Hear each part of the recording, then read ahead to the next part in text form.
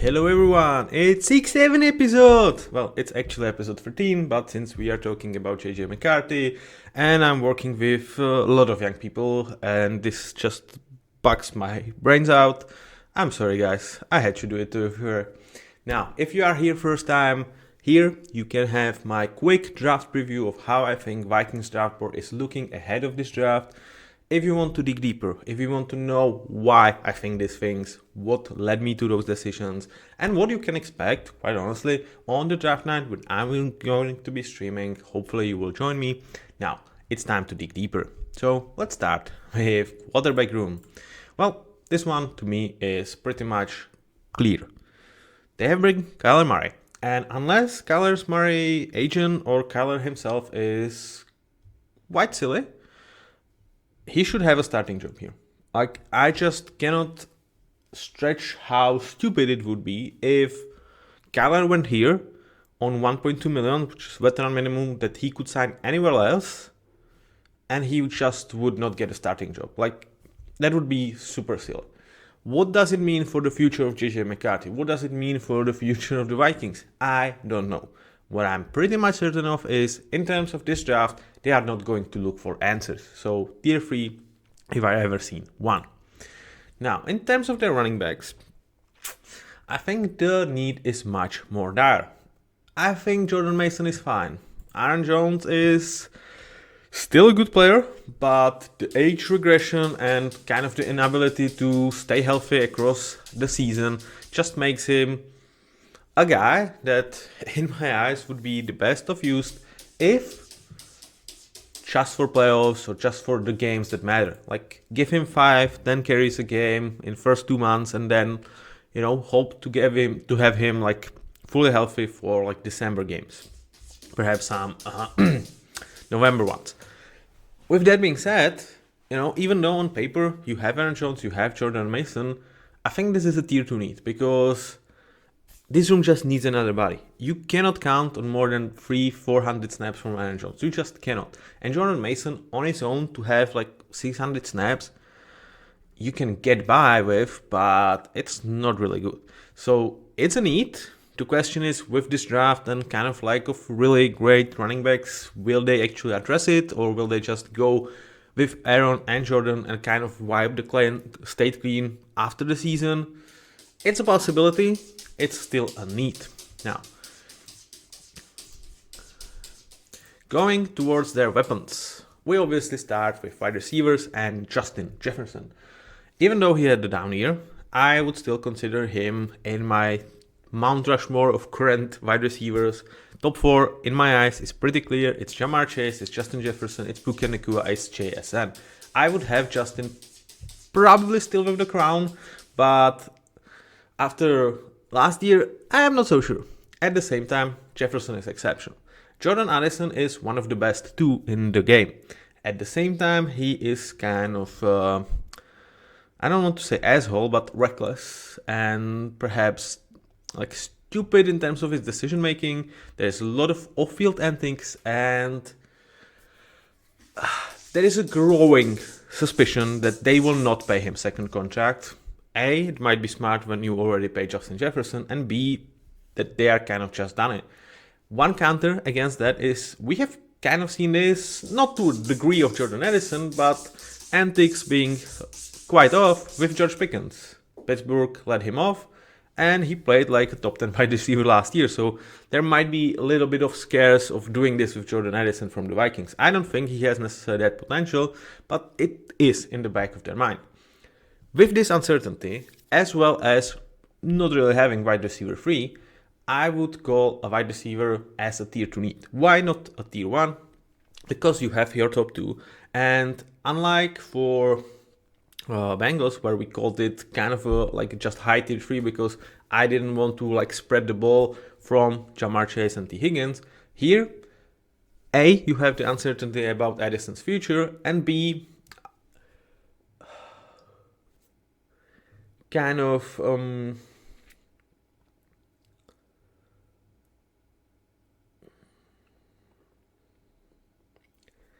you are kind of in a situation where, even though it's probably Kyler over JJ, you want to have like a clear situation or bigger plethora of weapons for your running back, because Joe Burrow can do with anything.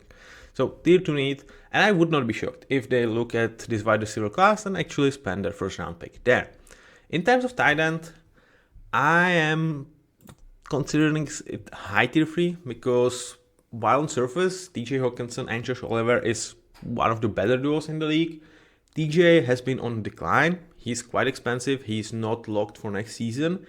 And Josh Oliver is very fine. I'm really fond of his game, but he is complementary tight end, one of the best in the league. But if he's your one, you kind of have a problem. So high tier 3, looking for the future and try to fire Jam on day 3 of the draft. I do doubt that they would spend higher than day 3 pick on the tight end, even though that the room is for now absolutely freaking functional.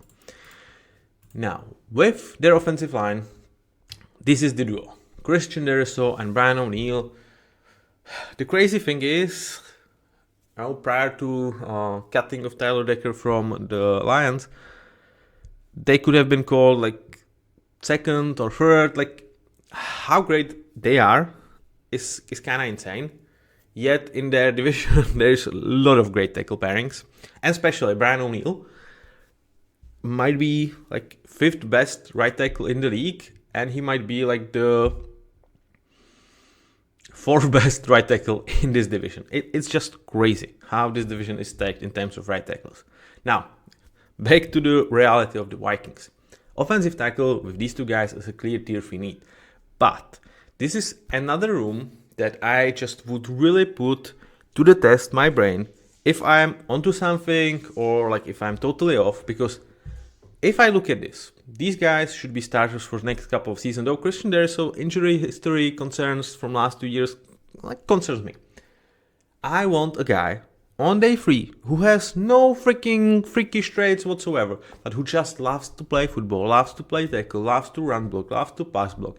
High floor, low ceiling, cheap backup, a guy that just wants to be out there. And we don't expect him to be a starter ever. We don't need them to.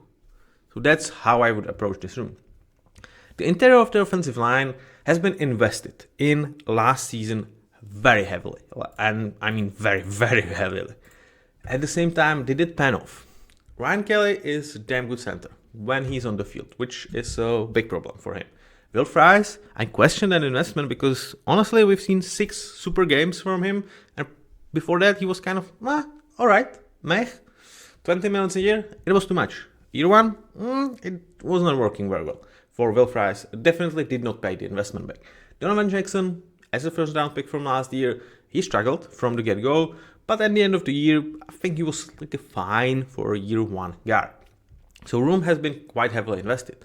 But at the same time, do they necessarily have backups for these guys? I don't think so. And especially with Ryan Kelly, I do struggle to go into the year without a clear backup option for him. So to me, high tier 3, especially in terms of a center, I would not mind if they look at day 2 centers and grab a guy that has the most developmental potential and just put him behind Ryan Kelly for next 2 years just to take over in 28 or potentially 27, depending how this year goes. Now, switching towards their defense. Their edge is an interesting situation because there is a lot of rumors about them potentially trading Jonathan Grenard.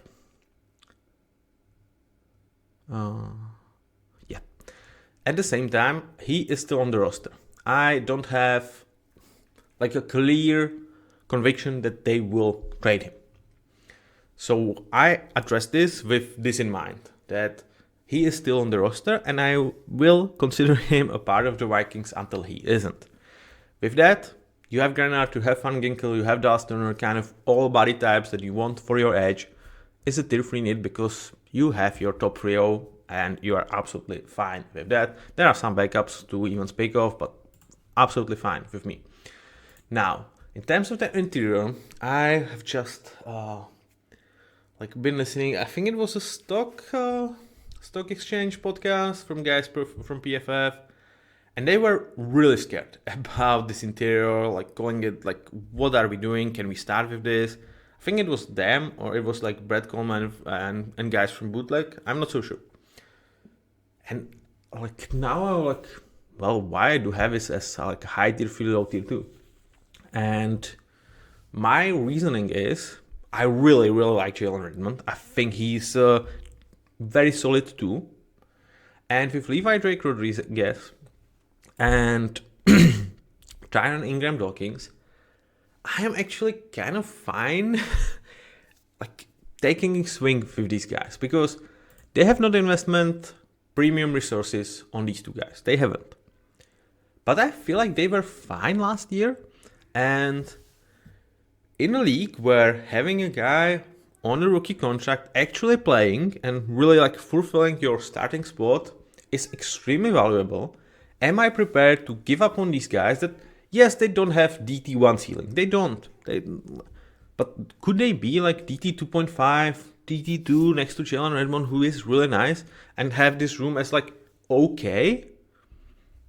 Why not? Why not? Like from a roster building, I know this is not a room that you are looking at and you fear of. But is this a room that is detrimental to your team success? I don't think it was last season. And in theory, the guys should just get better. So I'm slightly less worried about this room. Nevertheless, if they like spend a first round pick on defensive tackle, I would be absolutely fine with that because you are trying to find one. What I'm saying is, if they are okay with having like 1, 2, and hopefully 2 threes, I think that's definition of fine room. You need one another body, but I don't think you necessarily need to spend premium resources if you are okay with this room being 24th best in the league. But when you are paying it 12 millions a year, I would be totally fine with that. So this is one where I'm like, roster building is very interesting with this one because a lot of people see it very different from me. And I think they are coming from, the room is just not good enough. And I'm coming from, for what it cost, it's absolutely freaking fine. It didn't seem detrimental to me. And I can invest resources elsewhere. So I let you guys be the judge of what you think about this. I ended up on like low tier 2 with this room. In terms of linebackers, I think they have pretty managed it. You have Blake Cashman, dependable linebacker 1. Like, is he the top 10? Probably on the verge somewhere else. They also showed a lot of trust in Eric Wilson, who kind of took the spot of Ivan Pace, who's still on the roster. So it really reminds me of like Drake Thomas and Tyrese Knight with the Seahawks, where like they were set up with Tyrese. He was fine. Drake Thomas was just better, and he just took the spot from the LP2. Here's with Eric Wilson. Now, there is a little bit of uncertainty going forward beside Blake Cashman. So if they want to start playing ahead, I would not question it. Kind of a high tier 3, low tier 2 need where you are thinking about 27, potentially even 28. So like if there is a linebacker with a lot of traits who has no idea what he's looking at on the football field and you know you cannot start him for 2 years, that would be an ideal fit for the Vikings. Now, towards their cornerback room, this is not a mistake, guys. I have put Byron Murphy here twice because to an outside world, he is kind of the room for a little bit of like guys that want to dig deeper or guys that have seen like it was week 6 highlights, defensive player of the week by Isaiah Rodgers. They do understand that they have someone beside Byron Murphy for the cornerback room and overall the secondary when Isaiah Rodgers and James Pierre feels like at least a playable a nickel corner. At the same time, no,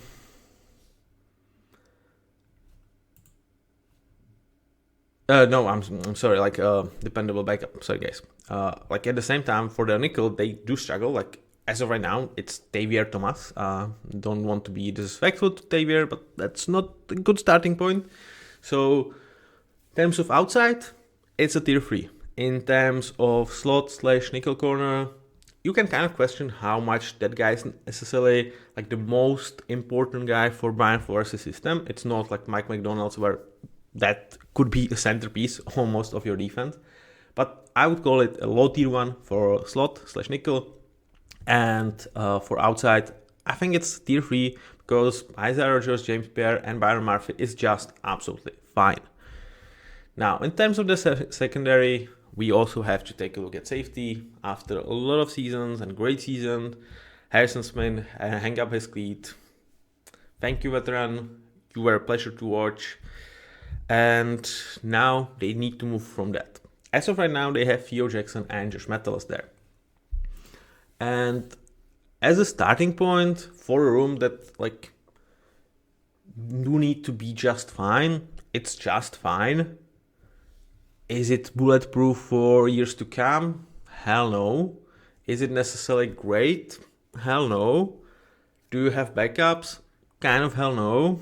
There is potential of Xavier Thomas actually being more of a safety there. So it could definitely be viewed as, if Xavier is more of a safety as we count on him as a backup for this room, it would end up as like probably just a tier 3 because you have committed to Josh Metellus. Theo Jackson is like a fine safety too. Then need for a nickel corner would be just absolute tier freaking 1. So it depends how they like kind of reschedule the things, how they put the Legos together, whatever clicks for them. I do expect one major investment towards the secondary as high as potentially round 1, but most likely round 2 for the Vikings. So this was your Minnesota Vikings. We have talked about this team for quite a while, that the roster is damn good. And a lot of people were mad at them for letting go Sam Darnold, who just won the Super Bowl with the Seahawks, and kind of justifiably mad in a lot of people's eyes. They kind of don't understand the purity of the situation, that Kirk Cousins' decision, Sam Darnold's decision, was not about them not liking Kirk Cousins or Sam Darnold. It was about, we believe that the infrastructure we can build around the quarterback that's going to cost $8 million a year on a rookie deal is going to be better for our Super Bowl chances than paying a guy $30-40 million a year and not having, let's say, Brian O'Neill and Jalen Edmond on the roster. Like 2 guys that cost roughly $30 million. That's the thinking. And I cannot blame them for that, because I truly think that having quarterback on a rookie contract is the biggest win you can have. And the roster around JJ McCarthy was absolutely ready to take over. The problem is, JJ was not. Thank you very much for listening. Thank you very much for watching, and see you with the next one. Bye bye.